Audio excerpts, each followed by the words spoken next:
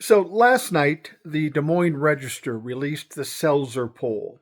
It's a pretty respected poll as polls go. I'm not a big poll fan, but this one is supposed to be respected. And in this poll, it said that Kamala Harris led Donald Trump in the election in Iowa by 3 points, 47 to 44. This really caught my attention because of all the places that I thought might flip blue, Iowa wasn't one of those places. It's not a huge number of electoral votes, but it sends an interesting message. It tells us that if Iowa could flip, then maybe Florida could flip. And now we're talking something. I was curious about this Iowa situation with all that's going on down there. I'm in Minnesota. I know Iowa's pretty red.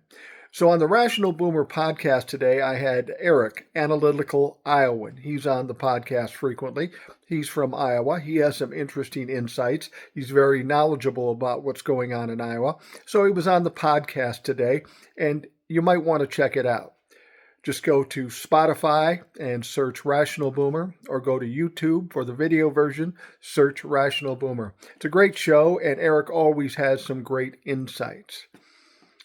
But it's interesting how we're seeing things trending now. We're seeing more polls going the way of Kamala Harris. I've always said don't trust polls, but you're going to see them trending toward Kamala Harris because they're going to want to be closer to being right when November 5th hits.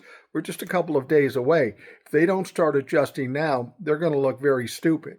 Personally, I think they'll look stupid anyways based on the last 2 years of polls. But we're going to see some different information coming out of these polls. And these red states that were supposed to be big wins for Donald Trump don't look to be big wins if they're wins at all. And I think one of the things that's going to be surprising to most folks is there will be some states that the Republicans expected were gimmies, that they were going to be able to get them without any problem. Some of those are going to flip, and that's going to upset the apple cart for the Republicans. It's going to tighten the path for Donald Trump becoming president.